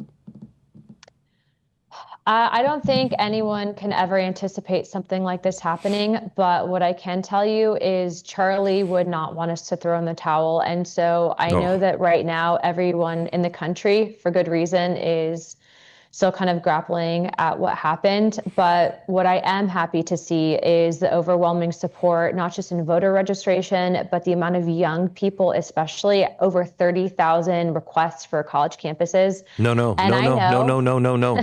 don't diminish that. It's now 56,000 chapters that have been requested to be open. Not new members, 56,000 chapters. That's incredible. Remarkable. It is, and I know that in the end, no matter what, Charlie really did win, because even half of that number would make an incredible difference on these college campuses. And just a little bit, I guess, Glenn, of how I initially found Turning Point. This was a little quantum breadcrumb, right? Like everyone, at some point in your life, you're going to see these little kind of God winks that will pop up and let you know that you're on your right path. But I remember being in my finals week when I was getting ready to graduate from college at University of West Florida. And I saw these two girls and they were tabling and they had these pins that said "Big Government Sucks." And I remember going into the library and grabbing this pin. I was like, that's pretty cool. I didn't even think, that later on, fast forward, a year later, that I'd be working with Charlie and at Turning Point. But what I will tell you is that, a lot of people, there needs to be action outside of the legislative and the federal branch. And what we're finding is that what Charlie was fighting, this indoctrination that was taking place on college campuses, these weren't just, liberal professors from the 60s that had been radicalized, right? Like this is actually a foreign government funded operation. And a lot of these left-wing organizations that have been pushing these violent riots, the targeted campaigns, a lot of the people that have associations with these groups that are calling for assassinations of the president, of conservative commentators, and even of, Charlie's family are tied to these organizations. And I guess what I'd like to share today is, so, Glenn, that we were on the show talking about Neville Singham, how he was funding the Party of Socialism and Liberation, Code Pimp, a lot of the stuff. Comer signed on a letter to the U.S. Treasury to freeze all of his assets. And I just met with Judge Janine, and he's guilty of a FARA violation. I think the Department of Justice is going to be charging him with that. So, miracle of for miracles. Charlie. Miracle of miracles. Yeah, we were just talking about this new George Soros information that Ryan Morrow has just released, or is it 1 o'clock Eastern yet? And you're going to be able to get George Soros on RICO charges, something that I've been asking for 15 years, and it's happening. I think, there's just no better name to name Charlie's movie than Turning Point. I mean, we are truly at a turning point, and I couldn't be happier. I'm glad that everyone is doing what needs to be done, because Charlie ultimately was a freedom fighter, and everything that he was doing, the GOP failed to recognize, and he was able to transcend politics, but then also able to share his message.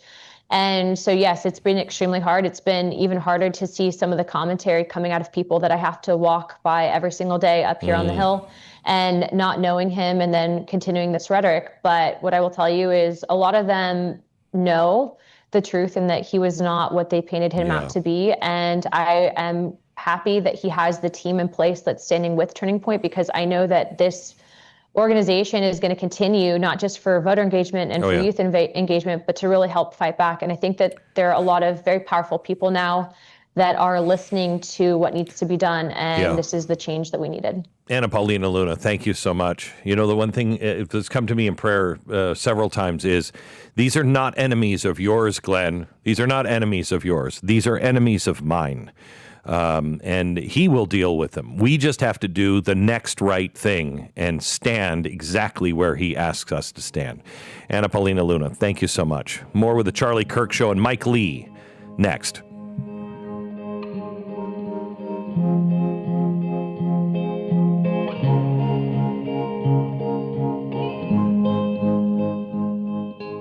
What I think is really promising about the kind of conservative movement is we don't all have to agree. We don't even all have to agree on tactics at times. It's almost as if the leftist media is attacking Donald Trump for not having everyone be exactly the same in the room, almost as if that's what they're used to. They're used to looking at a press pool where there's no disagreement whatsoever, which is completely antithetical to what journalism and expression should be. And so I actually applaud the fact that not everyone in the room agrees on every issue or sees eye to eye on even the way to go about advancing those issues. That's something that should be celebrated.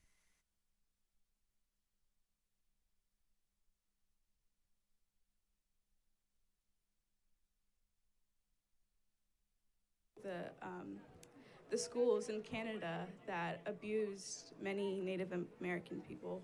I just don't see how we could argue that Christianity is the great moral authority that you're saying it is for making these laws when arguably they've done a lot of horrible things.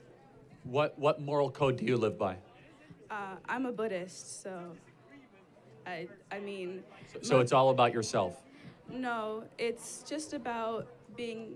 Well, I guess you could say that. But I know, I know Buddhism. So let's play it out. What is the top accomplishment of a Buddhist? I guess just to be a good person and... No, to reach nirvana, you know that. Well, yes, but not everyone can reach nirvana. I know, but you want to try to ascend, right? And so it's all about yourself, all inward looking, right? To try to limit your touch with the outside world, that the outside world is dirty and it's, you know, it's kind of polluted. I don't believe, as a Buddhist, that's not how I was taught, and I don't think it's fair for you to argue for Buddhism in that sense, because that's you're what Buddhism, not a Buddhist. No, I know plenty about Buddhism. So Buddhism, as it's written, is that the world is contaminated. We must remove ourselves from the world, and we're going to spiritually ascend ourselves by meditation. But there's people who don't believe in that. Well, then you don't believe in Buddhism. That's fine. It's okay. Of Buddhism, and they believe in all different kinds of things. Sure, just that's as fine. There's different sects of Christianity. I'm just not in that sect. Got it. So can you what moral way do you think society should live by? Not Christianity. So what way should we live by? I think that it's not as much about morality as much as societal, and it's just societal needs. Like, for example, like abortion, we can't argue that, you know, Christianity is the reason that we should not allow abortions when clearly there's both a medical and a societal need for abortion. There's not a medical reason to kill babies, right? So that doesn't exist.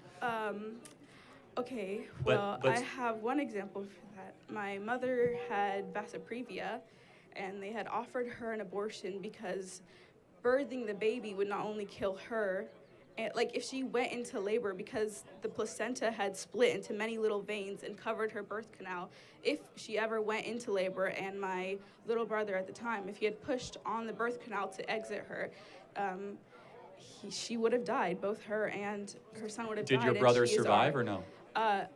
I want to continue with this point. So she was offered the opportunity for an abortion because not only was she the main breadwinner of her family, but she is also raising 2 kids as well already. The right to an abortion possibly could have saved her life. She did end up surviving, but not. I don't think that we should limit the ability to get an abortion to other women in her situation. Wait, hold on, time out. So your brother you know now? Huh? Is your brother survive or no? Yes, he did. Wait, so aren't you glad your brother wasn't aborted? I mean, come on. I don't. What kind of argument is that? I don't Aren't you think glad that your brother's not dead? It's not that. I'm glad that he wasn't aborted. Yes, but so I'm that's also, so we're like, pro-life. That's what we want. We don't want your brother to be aborted. Imagine how many millions other like him are Yes, but aborted. if my mom died, She in didn't. It's not even a good argument. Well, there's so many people that did. No, There's, that's like, not correct. I said that earlier. It only happens a couple dozen times a year, and the baby could be delivered by C-section. People with vasa previa have a much higher rate of death than other women Yes, who are this pregnant. happens and that's, maybe a couple hundred times a year, and there's 1.5 million abortions every single year. This is on the but extreme of the if we extreme. have to take away abortions, then we're taking away from everybody, even the people who have a medical need for abortion, where the baby is going to kill them if they come out. Again, I can grant you that, fine, we'll have those exceptions. Can we make abortion illegal for the other circumstances? No, because Oh, so maybe it's not about those circumstances. No, You're it just is about using those, it. Oh, it is about really? those circumstances, because when we take away those rights from everyone and we go into a hospital and there's an emergency need to remove a baby, then we have to prove that there's an actual emergency need instead of just it being an automatic right. Then doctors You aren't don't going have to a be right willing to murder another human being. It's not necessarily a right. It's Is just it the a- ability to So be when able, your brother was in your mom's womb, was your brother a human being? I mean, I don't want to argue that.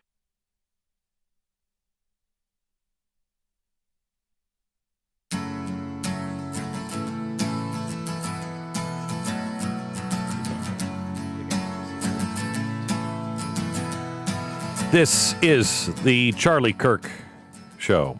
My name is Glenn Beck. We have Mike Lee, the senator from Utah, on. Mike is a dear, dear friend, and I know is a dear friend of Charlie's, and is one of the strongest constitutionalists in our Senate, and a man that I hope someday will be appointed as Supreme Court Justice. Welcome, Mike. How are you? Thank you, Glenn. It's good to be with you as always. Can I talk to you just about Utah here for a second? I mean, if this is happening in Utah, this is everywhere. It's shocking to me that it came from Utah, although maybe not so much, seeing the response of UVU and the president of UVU. Do you have any comments on that?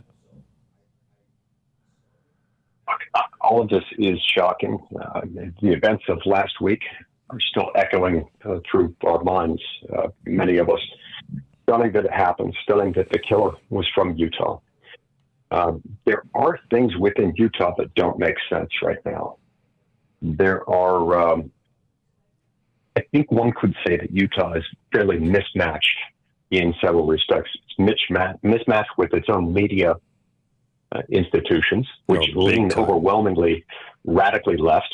It's mismatched with a lot of elements within its educational system, primary and secondary and higher education, where you've got a very conservative populace on the whole. Of course, there are exceptions everywhere. But these institutions in education and in the media stand in stark contrast. It's almost like we've got the media of Mother Jones in a state that's much more in line with National Review or Fox News or something else like that. And so that really is creating some turmoil within the state and some disagreements and cognitive dissonance at times on the part of the left, which still refuses to acknowledge some of the problems that we're facing. And it's deeply concerning.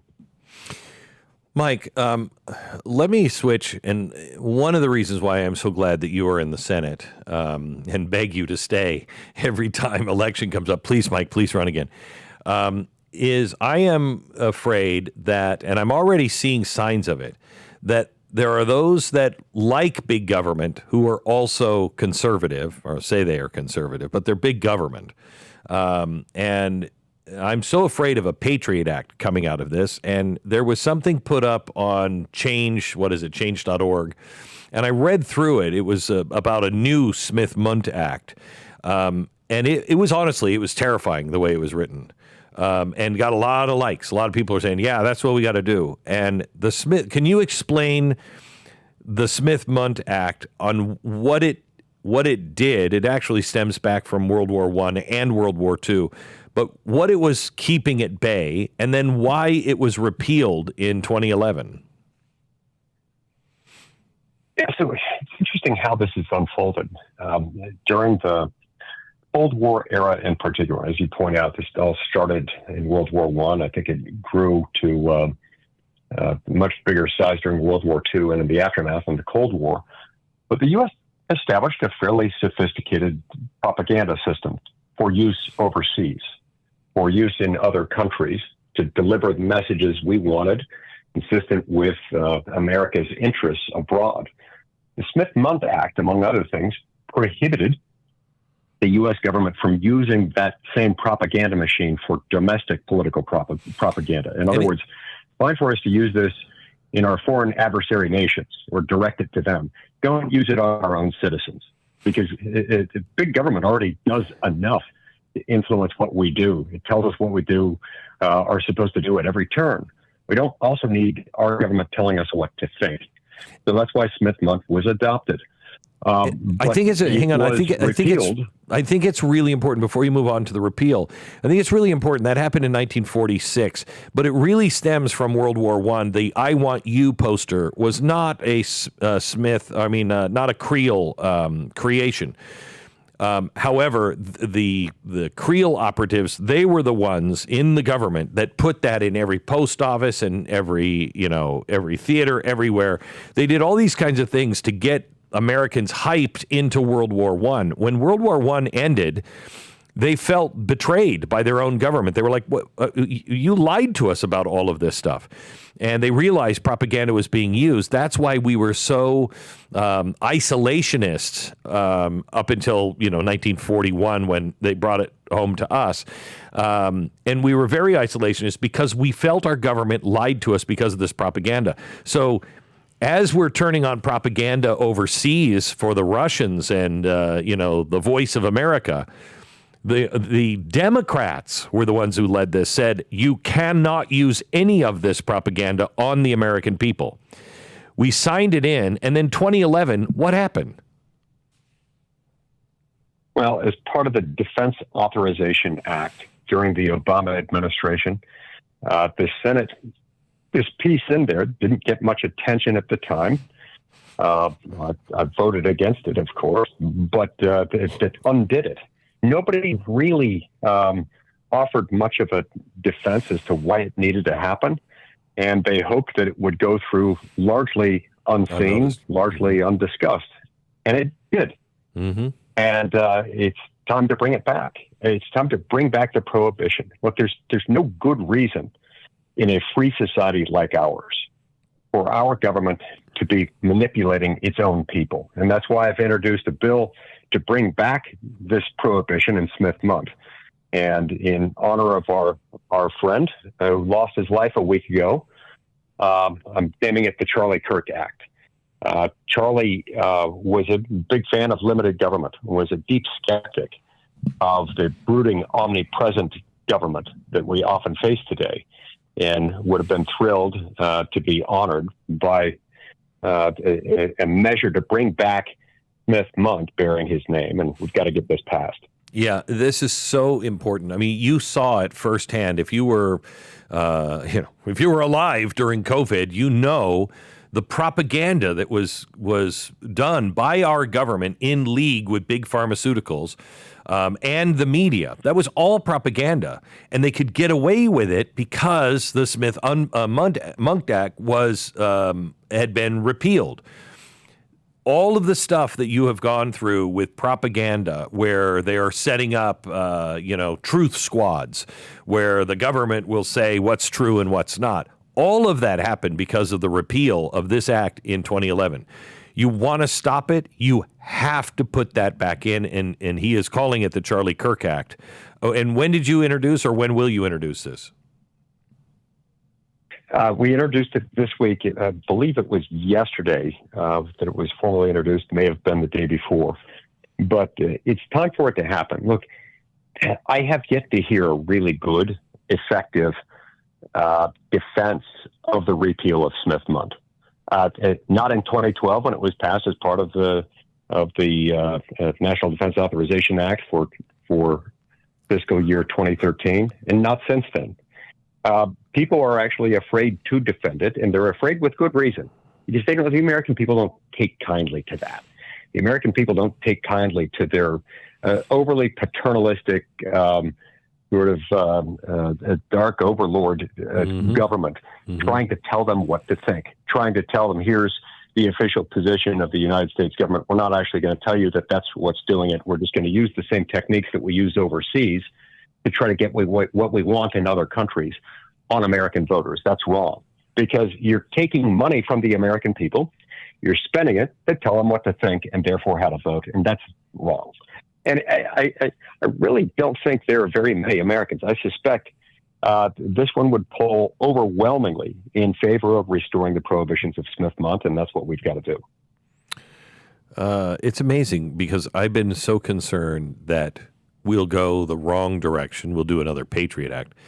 And this one is in the right direction, and it actually handcuffs our government, puts the chains back on the government, which is exactly the opposite of what happened last time, with the Patriot Act. We unleashed the government, and this is such a good sign that this is coming. How many sponsors do you have for it, Mike? I'm not sure on that. I should know that, and I don't. But we're gathering sponsors still. We can use all the sponsors we can get. And so if you're listening today and you're not sure whether your senator supports it, ask him or her to get behind it and to co-sponsor the Charlie Kirk Act. Heaven knows we need it. Where do we go from here, Mike? What do you see in the cards? As far as where we go from here, with this particular bill, we've just got to continue to send a message that if we learned anything from COVID, if we learned anything from who knows how many other incidents, how many other episodes or seasons when the government got too involved in telling us things that turned out to be true, that turned out to be very untrue and turned out to be manipulative, the more we can get that message out and just remind people of the fact that governments are there to do some very simple tasks, to protect life, liberty, and property. This government in particular is there to provide for our national defense and perform a handful of other tasks identified in Article 1, Section 8 of the Constitution. Happy Constitution Day, by the way. That's right. The more we can get people focused on that, the greater our chances are going to be to get this thing done. As far as where we go from here more broadly, I do think this is a great opportunity for Americans to refocus on the fact that our government and what it does should never be something that's big enough, that's a significant enough part of people's lives to where they define themselves and their significance in this life according to what it does, even to the point where people feel compelled to murder someone who doesn't share their political worldview simply because other people happen to be listening to that person. Part of what was so tragic about this event is it was apparent a week ago. Charlie Kirk wasn't taken down because the shooter didn't like, his choice of apparel or what he likes to eat. It was based on his political views. That should by itself be a signal to us that something's gone terribly wrong. This government has gotten way too big. It's gotten way too prominent, and we need to bring it back. And it's a good way of wrapping it back into Constitution Day. When we celebrate Constitution Day, we have to remember that the whole point of the Constitution is to restrain government. Laws typically restrain individuals. Right. The Constitution's whole purpose is to restrain government. Every provision in it is there as a restraint on government, and we need to accept it as such. Senator Mike Lee from the great state of Utah. Thank you so much for talking to me, Mike. I appreciate it. Next, I'm going to talk to one of the leaders of TPUSA. Where do we go from here? How do we continue to win elections? What is the future for TPUSA?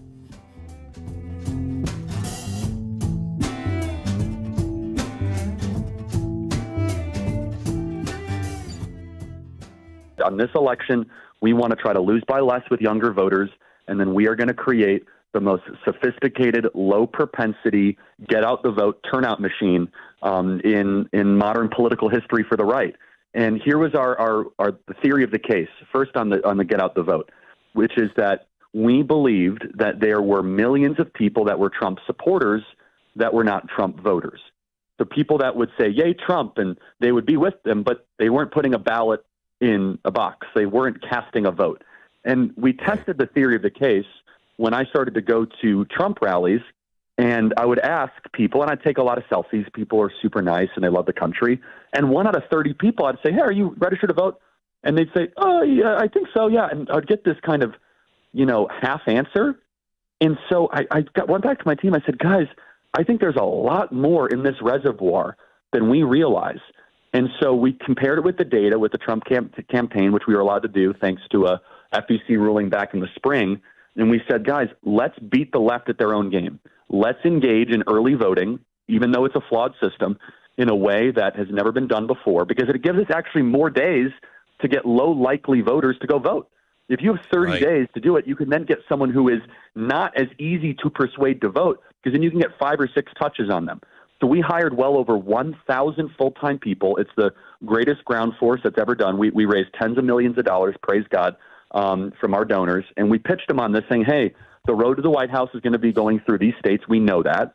We're going to need to first register a ton of voters, build relationships in communities, and then drive a turnout machine over a 30-day period to get Donald Trump across the finish line. And the states that we primarily focused on was Arizona, Wisconsin. We had some work, of course, in Pennsylvania, in Georgia, but really Arizona, Wisconsin.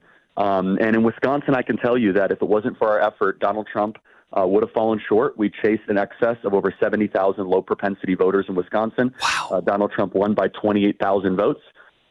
Here in Arizona, as we are speaking, we still have 850,000 votes left to count. We like to take at least 90 days to count our ballots here. It's a joke. And Kerry Lake is only down 40. It's really something else. I know it is. By St. Patrick's Day, we'll find out who won the Senate race. But Kerry Lake is down 44,000 votes here in Arizona, and she might fall 10,000 votes short or win by 10,000 votes. But thanks to our effort and the team, we closed an 8-point polling gap for Kerry Lake. And so, look, basically what we did is we took this movement that Donald Trump created, that Donald Trump led, and we added machinery to the movement. And we were able to successfully turn Trump supporters into Trump voters.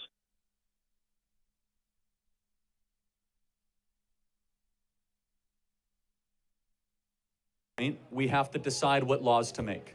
We have to say something. And I think the laws should be dependent on what? How we can most benefit the people already existing in our society. But okay, but don't people in the womb exist? That's you could argue that for so long. I don't think it's really useful when we're talking about. Are you glad you weren't aborted? Are you glad you weren't aborted? I'm not. I mean, if it was something that if aborting me would have benefited my mother far more than having me would have, then I wouldn't be necessarily angry about it. It's not. See, I'm glad your mom did not abort you, because I think life is beautiful. And I want to give that gift to as many people as possible. Yeah, but you're also, in the same turn, taking that gift away from women. If a woman has a medical need and her life is in danger, I've already granted. This let's baby. say abortion is legal for medical circumstances. 1.4 million. But then when we get rid of abortion for those exceptions, right, we need to think about how it is applied in the actual. Abortion is the #1 form of birth control in the country right now. Over 1.4 million abortions every single year for non-rape, non-incest, non-life of the mother. It's really the #1 form of birth control in this.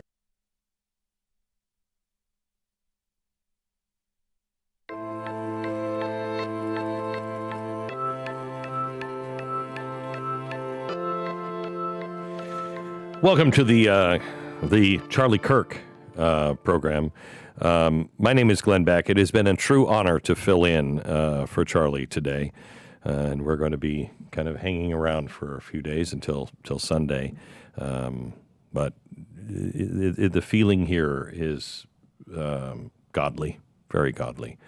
Tyler Boyer's with us.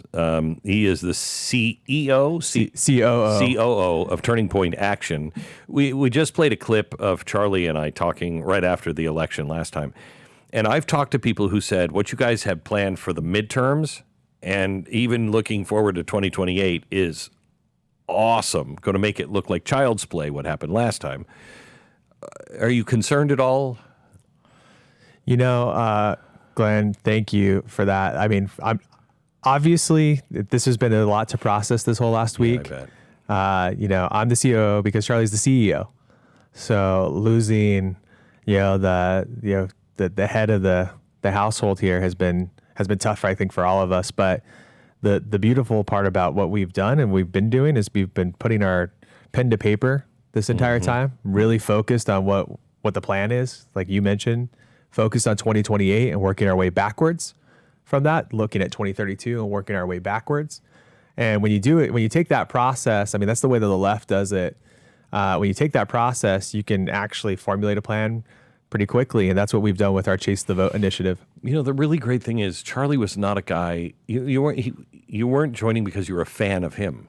I mean, he was teaching principles. Yeah. So the base is principle based. That's right. And that's really a healthy thing. Yeah, I mean, that's at the core of the elections. 2028 in particular is really focused on the grassroots. Our number one culture point that we have at Turning Point USA and Turning Point Action is what we call grassroots humility. If you focus on the grassroots, then you get candidates that the grassroots wants to work for, and then therefore it kind of builds the program for you. And that's really the beauty of Turning Point, and where we felt like we had to step up, really coming out of the 2022 election when we realized that everybody was not being honest at what I call the Republican establishment, the core at the I like to call them the evil empire. The national Republican apparatus, the evil empire, whatever you want to call them, but the apparatus itself was kind of lying to people and saying, hey, we've got this handle, we can do this, do this, red wave, and they didn't show up with anybody. And so we knew, and this is the beauty of Charlie and what we had done, was we had seen the culmination of how many people kind of became disciples at Turning Point, and we knew that we could take that, and we had to take that talent and convert it into action. And so that's what really built the C4 plan heading into 2024. It's really interesting thinking about the coverage leading up to the election. Turning Point, I think, was really put on the line by the coverage. And I think this was intentional. There was a big belief that if Trump lost, if this didn't turn out the right way, there was someone to blame at, and it was you and guys. Charlie. It was Turning Point. That was the big setup beforehand. Oh, well, you're going to put Charlie Kirk in ahead of your turnout operation? I mean, was there a moment where you were like, this is really a moment that's going to make or break not only the country, but also this organization? The beautiful part about being right next to Charlie Kirk for as many years as I've been is that it's a pressure cooker, unlike anything else. Even with the small stuff in the early days, is that we live for this pressure. I mean, that's at the end of the day, you talk about Super Bowls, the Super Bowls, that's what you have to, that's what you want. You want the coverage. You want to invite in all of that. So I think the real beauty in this story from this last election cycle, and I'm so glad everything worked out the way it did, not knowing at the time that it was going to be the last time that we would, run a race together, right? Like do the work, because that wasn't the plan. Right. That was never the anticipated outcome here. But looking back, it's been really hard thinking about all this last week. I value that, and those individual experiences where it was tough, where people did put all that pressure on us. I wouldn't have it any other way. I really would not have it any other way at all, because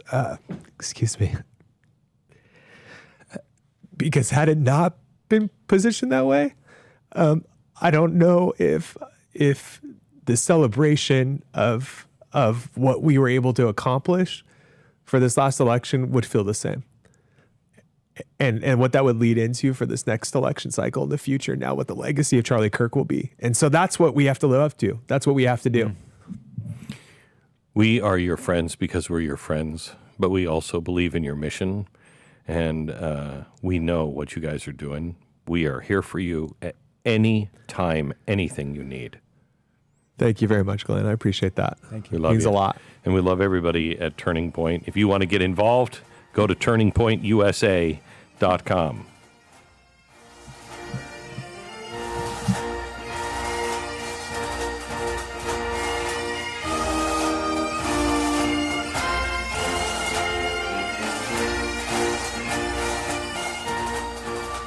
I remember driving driving around as a sophomore and a junior in high school listening to your radio program in the morning. I wasn't there when you gave the speech at the Lincoln Memorial, is that right? But I saw it. I remember saw it being simulcasted. Wow. And you said some very, I think, prophetic things there. I know it. I have been looking for the next George Washington. I can't find him.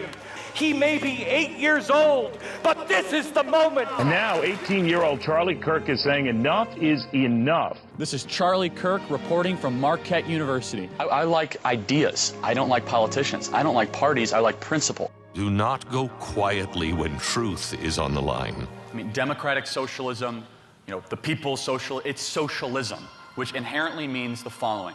It is immoral, it is evil, it is impractical when put in practice. Do not surrender to the shadows. But I'm here for the silent majority that is silent no longer, to give them the courage, confidence, and conviction to fight on campuses. Even when, and especially if, you think the battle can no longer be won. We're not going to allow the ruling class elites, the radical left, to continue to destroy this country from within. And we are a movement here that is growing by leaps and bounds. Charlie Kirk lived that mandate. And I believe that marriage is a beautiful thing. And I believe that having children is a moral good for society. Biggest blessing. Oh, without a doubt. I don't think you know the impact. You say, oh, Glenn, you made an impact on my life. Do you realize the impact you're having on the country? Remember when I did the thing in Washington, D.C. and Restoring Honor? I do. And I said, somewhere in this crowd, maybe he's 7, maybe he's 15, somewhere in this crowd is the next George Washington. And 25 years from now, he will come not to this stair, but to those stairs. We want to overemphasize grace when in reality Christ loves us too much to have us continue to live in sin. He wants us to try to elevate our actions to glorify God in all that we do. And he can proclaim, I have a new dream. I just went to church for the first time in several years. Today we went to church for the first time in a really long time. I've never ever opened the Bible before, and something was calling me to my husband's Bible. Here's the line for the second service, and there's never a line. Jesus of Nazareth, and the resurrection is the pinpoint of my belief that Jesus did rise from the grave so that we may live. The light is dimming, yes, but it always does before the dawn.